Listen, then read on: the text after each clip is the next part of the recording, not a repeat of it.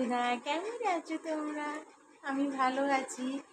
আর দেখো না, এমন একটা জব করছি যে আমি ভিডিও রিলস কিছু করতে পারছি না, টাইমই পাচ্ছি না। একটু ছাদে যাওয়া তো পুরো বন্ধ হয়ে গেছে।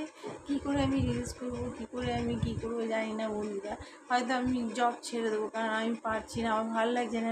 রিলস না করলে সত্যি বলছি আমার মানে ভীষণ মন খারাপ হয়, তোমাদের সাথে কথা বলতে পারছি না, তার জন্য আমি ফেসবুকে লাইভে আসতে পারছি না, তার জন্য মন খারাপ, মানে এত মন খারাপ হচ্ছে যে আমি বিশেষ করে আমার রিলসটা বন্ধ হয়ে যাচ্ছে আস্তে আস্তে করে।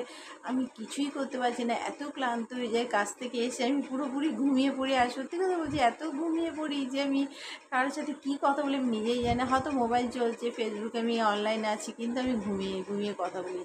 আমি ঠিক ব্রেন খাটাতে পারি না যে কখন কাকে কী করতে হয়। একটুতে রেগে যাচ্ছে, একটুতে ইয়ে হচ্ছে। বন্ধুরা কী করবো বলো তো, আমার ভাল লাগছে না। কিন্তু জবটা ভাবছি আমি পুজোর আগেই ছেড়ে দেবো, কারণ আমার দ্বারা হবে না জবটা। কারণ আমার বন্ধুদের সাথে আমার ভিডিও রিলস আমি ভীষণ ভালোবাসি, ওটাই আমার জীবনে একমাত্র আনন্দ আর লক্ষ্য।